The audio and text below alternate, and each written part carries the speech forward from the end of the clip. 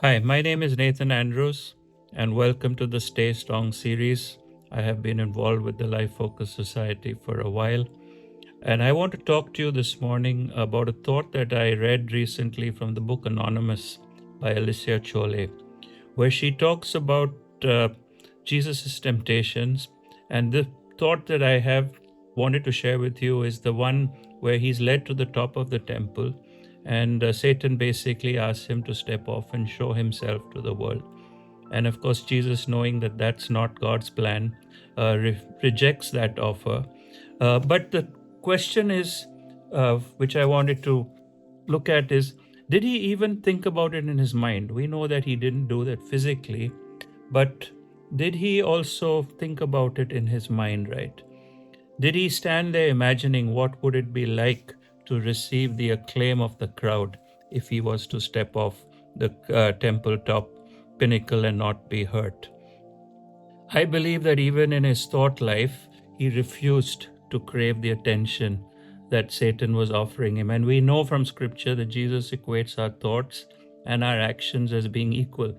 And Jesus was sinless, so therefore, even in his thoughts, he would be sinless and would not entertain this thought. But what about us, right? So often at times, we too can be in a situation where we feel underestimated or unseen, and perhaps that whisper comes in our ear, tempting us to live out scenarios that are much more attractive, where we are recognized, and we entertain those thoughts. Now, I'm not talking about imagination. God has given us imaginations, and we think of imaginations as children. We grow up what we want to be. We think of time with our family. We plan maybe a holiday. We think of our retirement, right? So God is not asking us to shut down our imagination.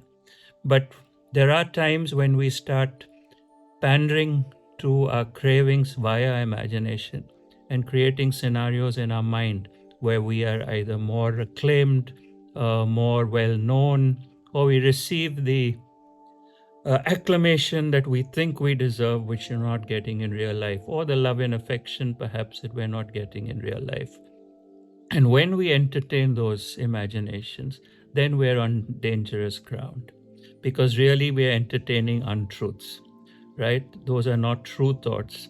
And when we entertain untrue thoughts, then of course it can play out into our real life as well. So if we're in a situation where today we feel that we deserve more recognition, and we play out that scenario in our mind, then it makes us even more dissatisfied, unhappy with where we are. Perhaps we imagine being with a more attractive partner, or in a better life situation, and so we feel even more dissatisfied with the situation where we are. And so our thoughts are not separated from our life. Our minds are not contained environments, they are controlling environments. And as we think, so we act, and scripture says that very often.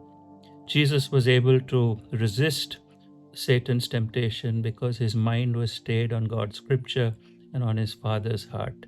May that be true of each one of us as well, when those thoughts and temptations come that would set us into scenarios that are not realistic, not true, and not in plan with God's timing. God bless you.